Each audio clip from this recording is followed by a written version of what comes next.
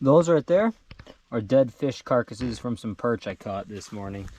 And these are 3 crayfish traps that I'm going to be putting those fish in as bait to attract some rusty crayfish, an invasive species here in northern Wisconsin that, along with trying to get rid of a few, they're pretty tasty. It's kind of a tradition. Actually, these are my grandpa's traps.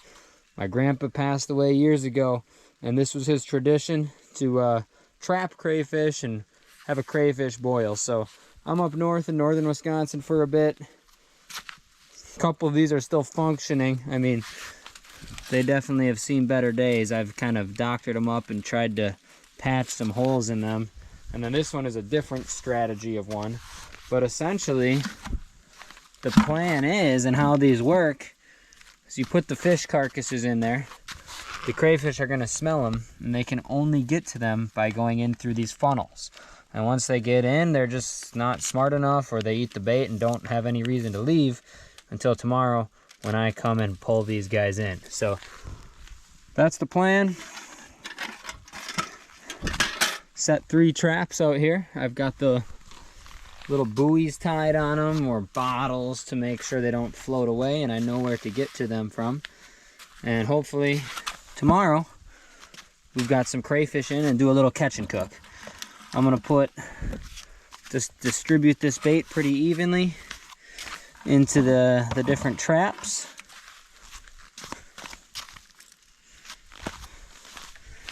I've never actually used this style of trap, so I'm intrigued how that one works. And hopefully there's enough that we can catch and have a little catch and cook. Deer flies are buzzing all around me right now. I gotta get these traps in the water and get out of here. Or I could put a shirt on. That would probably be a logical thing, but I didn't bring one. All right, bait's in these bad boys.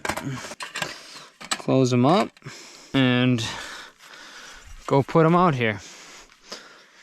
Now, this is by no means the best spot to catch crayfish, but I'm gonna just wade up here a little bit. Drop them down.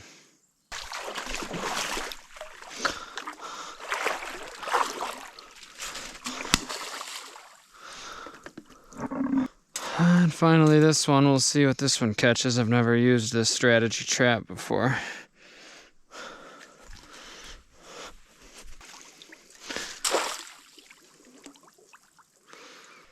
All right, that's all there is to it. 3 traps are set. I'll come back tomorrow and see what we have. By no means is this the type of spot where I expect to catch a massive haul of crayfish. It's just a close spot, so hopefully I'll at least catch a few, have enough for a little meal with Rachel and I. I want to try a new strategy of cooking them, which I'll show you later, and just kind of keep the tradition alive. A lot of times we'll do this over the 4th of July with all the family, and in those situations I like to go to better spots. I'm getting bit up, so next time you'll see me, we'll be checking these tomorrow morning, hopefully with some crayfish in them. All right, time to check these bad boys.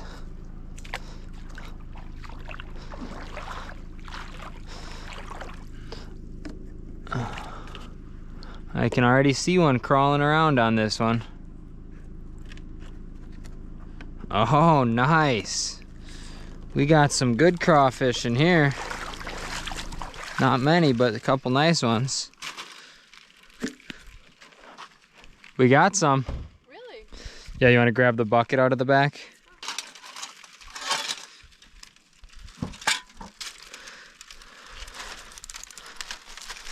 And then I just shake these out.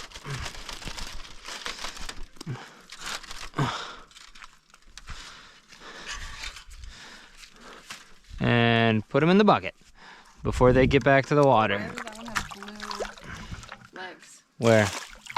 I think they all do. Some of those are big. Yeah, just keep them all. Look at that guy.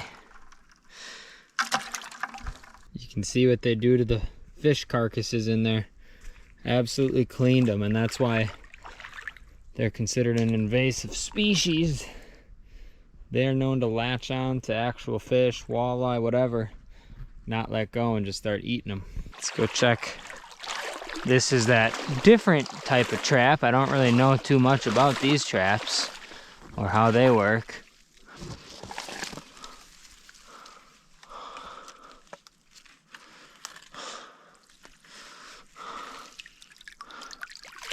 Oh yeah, there's crayfish in that one too.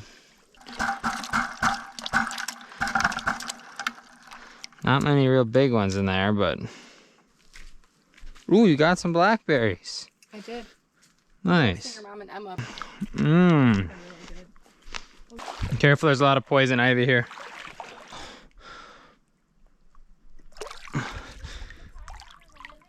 Yeah.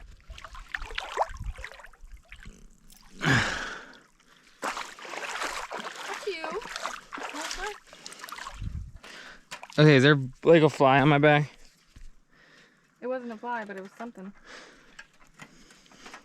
Not much was in this one, oddly enough. You little guy. Ouch. Whoa. You can let some of them go. They're pretty little. Okay. Dude, these horse flies are brutal. All right, skedaddle time. All right, cleaning time. Crayfish, cooking pot, garbage. Simple as this. Take crawfish. I'm gonna put my thumb right here. I'm gonna lift this up. Actually, I'm gonna change this to switch it right here. This is all the guts. All the guts and stuff that gets thrown away. And then I go right here. There are five little parts of this. I go for the middle fin. I twist that and pull it. That's the poop line. There we've got a cleaned crawfish ready to go. Putting it in cold water.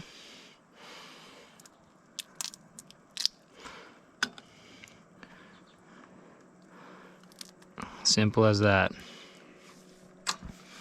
Now I did keep the smaller ones, even though there isn't going to be any meat on those pinchers. One, they're an invasive species, so you know it's not really something I should be letting them go regardless. But because I'm going to cook them, I'm going to boil them up with like some Creole and potatoes and corn on the cob. So even those little ones, if there's not much meat on them, it's going to help give that flavor to everything I cook in them. For these little ones, I'll just peel the tails off. I'm not even going to mess with the ones with tiny pinchers anymore. All right, time to cook this up. I'm going to keep it real simple. Got some, the original, I guess the traditional way my grandpa would always do it was just salt and dill, and then you just eat the crawfish. Problem is we don't have many crawfish, so I'm gonna do a Creole instead, and then also boil corn and half potatoes in there to essentially make it a dinner. Obviously not a ton of meat on these crayfish, and there's not a ton of them, but that'll just give the flavoring to the rest of it and make them go a lot farther. So that's the plan. Just for fun, I'm gonna throw this random hot pepper in that our friend Derek gave us. See what happens.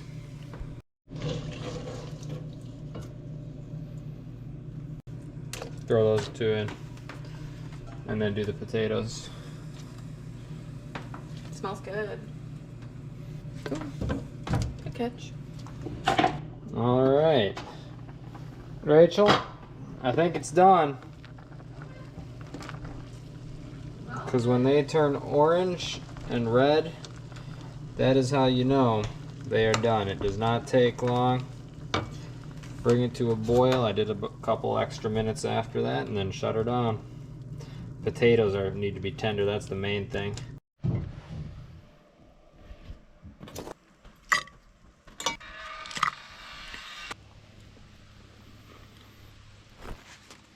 So good. That seasoning's great. Do you want to show the people that have no idea how to eat these, Oh, sure. I'll So, give you that nice one. you've got the tail. I just learned a few summers ago, so hopefully I You learned still well. do it correctly. Twist the tail off. Jackson cleaned them so nicely, so don't have to worry about any of the guts. And then you just kind of pinch the side of the tail off so that you can kind of open it up. Ooh. And then the tail meat comes right out. Yep. You may have burned an equal amount of calories as that's worth in that process, but It's worth it, for sure. you know, and then the pincher's pretty similar. I'll do the pincher one. Okay. Mike. So for the pincher one, you're just breaking that part off. This thing right here, pull that out and suck up, because a lot of times there's juices in that. Some hangs onto that. Oh, this is good flavoring. I've never done this before with the Creole. Man, it's nice. I just break Your tooth. yeah, break the enamel. My dentist hates me. And then just kind of peel that out, and there's the meat. Okay, that's the part that literally went up the pincher. Yum yum.